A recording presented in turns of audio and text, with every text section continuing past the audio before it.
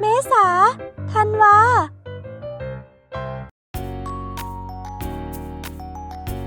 เพื่อนๆทุกคนเขามาเล่นเกมช่วยเกี่ยวกับภาคส่วนต่างๆของต้นไม้น้ำกันช่อ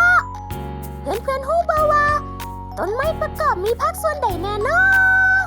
เอาไปเบิ่งฮู้ภาคทำอิฐน้ำกันเลยนี่เป็นอย่างน้อ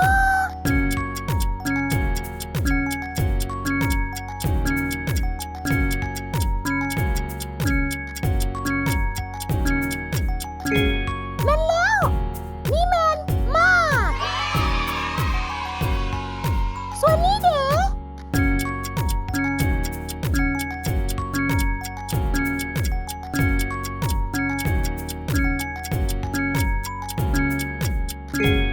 เย้เก่งหลายนี่แม่นดอกนี่แม่นอย่างน้อ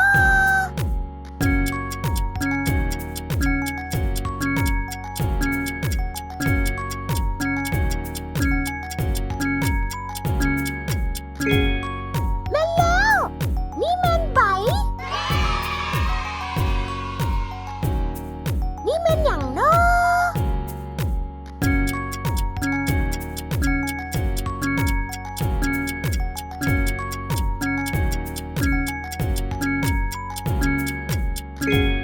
ถูกต้องมันแม่นงาส่วนนี้เด้แม่นอย่างน้อ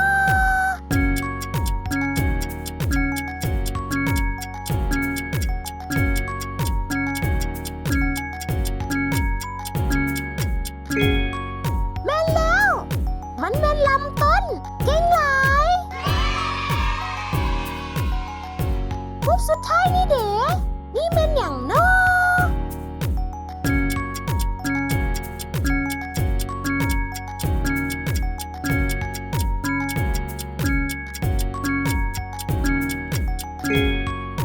แม่นแล้ว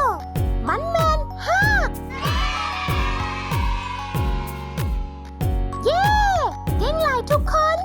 เพื่อนๆเล่นเกมม่วนบ่ถ้าหากเพื่อนๆเจอคำศัพท์เกี่ยวกับภาคส่วนต่างๆของต้นไม้บ่ได้อย่าลืมกดไปเบิ่งวิดีโอที่ผ่านมาของพวกเราเด้อเย้